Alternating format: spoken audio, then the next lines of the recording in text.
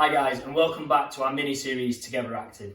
Today I've got Coach Ben and I've got Coach Mike helping me out. What we're going to be looking at is some basic passing skills that we can develop at home or in the garden. Stay tuned guys. Okay guys, in activity number 1, what we're going to do is just warm up the trunk and get the trunk moving in the pass. So what I've got Coach Mike and Coach Ben. All we're going to do is a very basic activity and I'm going to show you how that's set up now. So, Coach Ben, Coach Mike, all I want you to think about is drawing an imaginary line between your heels. You're going to stand in opposite directions. So Coach Mike, standing towards facing the camera. Coach Ben, you're going to turn the opposite direction facing away. So all you're going to do, guys, is just continuous passes, and all I want you to concentrate on is rotating the trunk and pointing the hips towards the target. Alright, so we're just looking at continuous passes. Okay, guys? Good. And again, just based on the last video, is remember to keep our hands up, ready to receive the ball. But the main thing about this is just really rotating the trunk, getting it moving, and getting it pointing towards our intended target.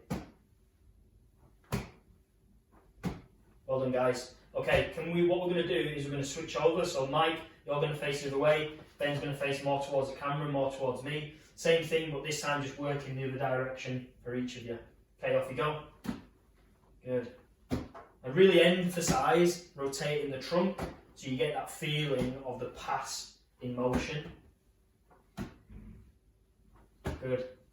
Obviously in rugby we're passing the ball to the side or passing it back, so we need to be able to move our bodies and manipulate them to the right spot. Excellent. Cheers guys.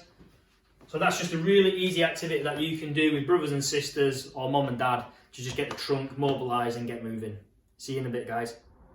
Okay, guys, we've moved outside. So coming from inside, we were working on the trunk and how we get mobility in the trunk to generate some passing. We're going to move that on a little bit more and actually show you how we can actually get some more power into our pass. So with Coach Mike and with Coach Ben, all we're going to do, if you've got a partner, if you haven't, don't worry, we'll show you how to work on your own in a second. If you've got a partner, all we're going to be looking to do is how we generate passing power. So, fellas, all I want you to do is stand directly opposite each other. Using your trunk, I want you to think about when you go and rotate and you pass that ball, is number 1, to make sure that you point your fingers towards that target, okay? But I also want you to think about when you come back to generate the power, have a high elbow, and I want you to drive your backhand through into that pass. That's going to generate lots of power, and it wants to make a sound to the person who's catching the ball. That's when we know it's been a really good pass. Okay, you ready? Off you go. Good. So fingers leading towards the target, high elbow at the back, drive that back arm all the way through to target. Excellent. Try some passes from the other hip as well. So both rotations of your trunk. Good. Really drive your hands through towards target. Perfect. Okay, thanks guys. So what we're going to do now is we're actually going to move this on a little bit more. So we're going to think about how we generate a spin pass. So just to get the idea and the technique around this, is each person's going to have a rugby ball. So Coach Mike's going to get a new ball. And all they're going to do is, first of all, just to get the technique right, is they're going to be the one-handed, so their dominant hand at the back of the ball.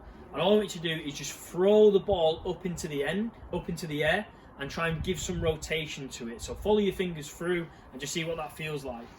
Okay guys, if you go. Good. So if we see they're just rotating and pushing our arms up into the air, coming through the arm. As we see Ben's extending all the way up, generating the power up. Good. Okay, thanks guys. Nice for yours, Mike. So the main difference between a flatter pass and a spin pass is essentially our hand position. So for a flat pass, hands in the middle of the ball. That's how we generate a nice flat pass to the person. If we want to do a spin pass, we're going to split our hands. So the back of the hand is going to come to the back of the ball. The front hand, the guiding hand, to the front of the ball. Okay. All they're going to do first of all though, just to get the feeling of passing it a little bit more flat, is again using one hand, they're going to generate the spin pass to their partner this time. So they're just going to get the feel of that. Okay guys. Good. So remember, just like in a flat pass, we're still pointing the fingers towards target, high elbow if we can, and push through. Good. Try out on either hand as well.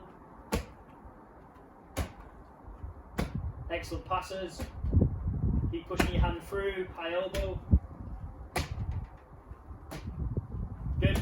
Okay, so what we're going to move on to now is just now we've got that feeling of using that back hand, the power hand at the back of the ball. We're now going to put our guiding hand at the front. Guiding hand is just going to give us a little bit more control, and it's also going to be a bit more realistic when we're in the game when we've got two hands on the ball. Okay, so two hands on the ball. Remember to use our trunk, use your power hand to push it through, and hopefully we get a nice spin on it as well. Okay, good. Push hands through, nice high elbow. Use your front hand to really guide that pass forward.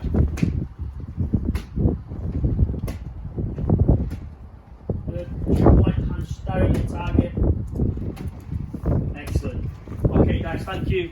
So guys, just some really simple ideas, simple coaching points. Just think about how we keep generating a nice spin pass or a nice hard flat pass. Okay guys, what we're going to look at now is progressing this a little bit further. We're actually going to look at the pass and also somebody moving on to the pass, so the runner. We've got a scrum half in with Coach Mike, and Coach Ben is going to be our runner. We have 3 gates, so we've used footballs for this. You can use anything you want. If you've got buckets and spades or whatever it might be at home, then you can use that as well.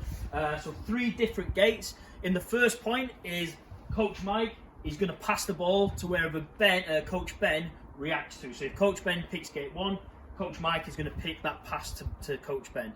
The main thing about this is just the strength of that pass. So if it's going to be into gate 1, the strength of the pass is going to be a little bit less. If Coach Ben's coming through gate 3, the strength of the pass has to be a little bit more. But we're always aiming to get it to the target. So it's really important that Coach Ben also gives Coach Mike a target to hit. Okay guys, let's see that. Good. Nice high hands as well there, Ben. Good. So still really important to think about how we keep the high elbow, keep that pass. So remember, we wanted to make it a nice hit to the runner. Good, that's better. More strength in that pass.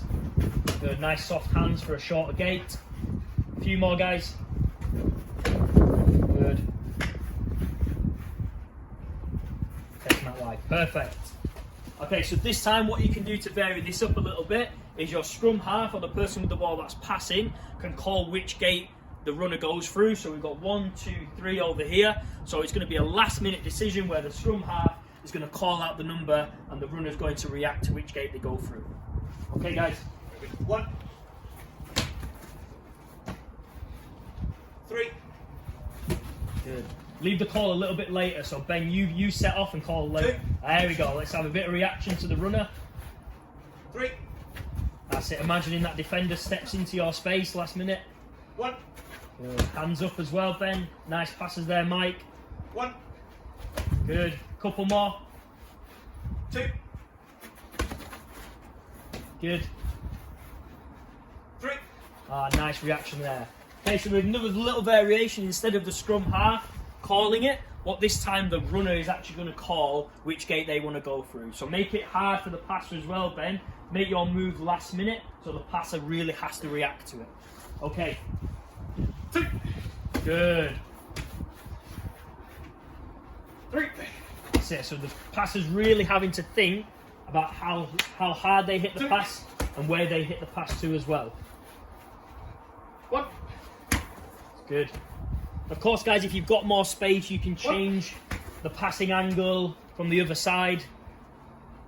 3. Good, that'll do, guys, thank you. So this time, just for the last little variation of this, we're just going to do a bit more work on surprising the passer and the catcher. So the scrum half this time is going to be facing the fence in this scenario, and that passer is then going to turn last minute on the call of the runner. Okay, so let's see that in action. Okay, guys, off we go.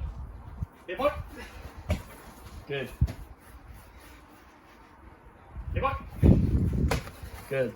Just almost showing that the passer's coming out of maybe of a ruck. That'd be a really busy ruck, and they're really having to react to a runner coming on the short side. Good. 2 more, guys. Good. Last one. Good passes here, Mike. Yeah, Mike. Nice. Hi guys, thanks for stopping by to watch our Together Active mini-series.